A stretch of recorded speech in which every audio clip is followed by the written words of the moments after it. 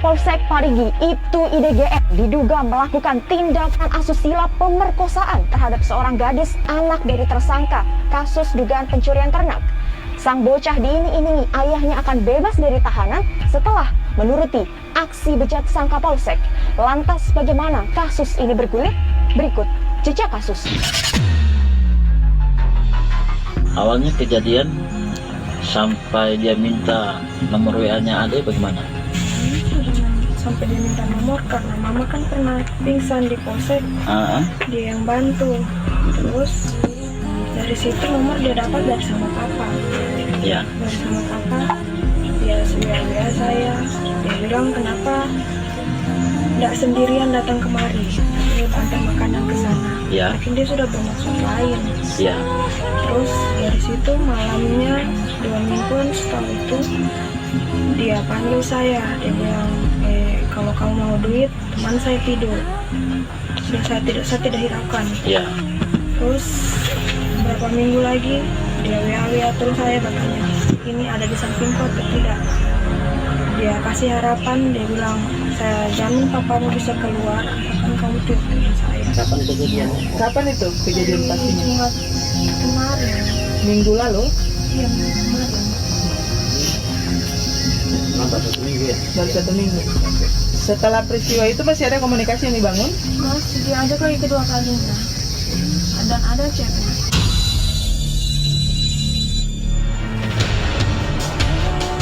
Pengakuan S, putri seorang tersangka di Parigi, Sulawesi Tengah ini menggegerkan publik.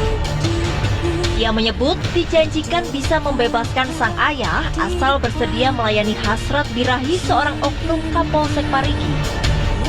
Tak cukup sekali, usai mengiyakan permintaan terduga pelaku, korban rupanya kembali dirayu untuk kali kedua.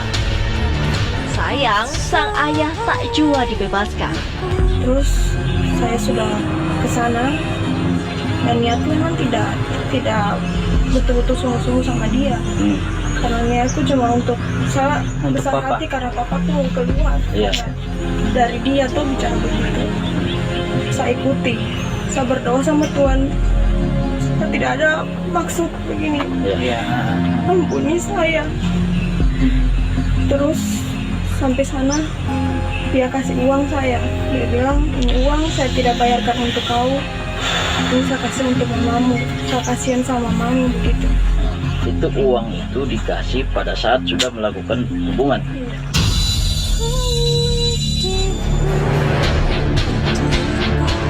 Sang Kapolsek pun membantah ada tindakan asusila yang ia lakukan terhadap korban, termasuk janji mengeluarkan sang ayah.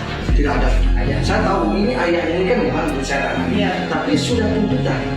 Saya sekarang mau bilang apa? Sudah tuntutan kejaksaan. Sekarang mau janjikan bagaimana alasan begitu kan? Tidak mungkin lah saya bilang. Ini sudah wewenang daripada jaksa. Mas yang kita kata kemarin saya katanya dijanjikan bahwa akan dibebaskan bapaknya. Oh tidak ada. Susah meski tidak ada. Saya tahu kalau itu masa ini kan kasus sudah jaksa. Tidak mungkin lah ada wewenang saya. Tanya ada lagi ajakan berikutnya setelah pertemuan yang dia lain di sebuah hotel. Berarti yang dia bilang hubungan intim itu nggak ada kata.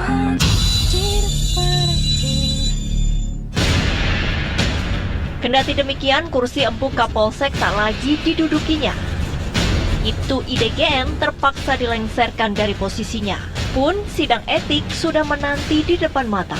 Sedang ranah pidana juga turut menggayutinya. Tidak pakai lama, segera copot PTDH dan kemudian proses pidana. Kapolres harus mampu menegur anggotanya yang di level polsek. Demikian juga Kapolda harus melakukan langkah tegas terhadap anggota-anggota di bawah. Kalau nggak mampu, saya ambil alih. Dan saya tidak mau ke depan masih terjadi hal seperti ini dan kita tidak mampu melakukan tindakan tegas.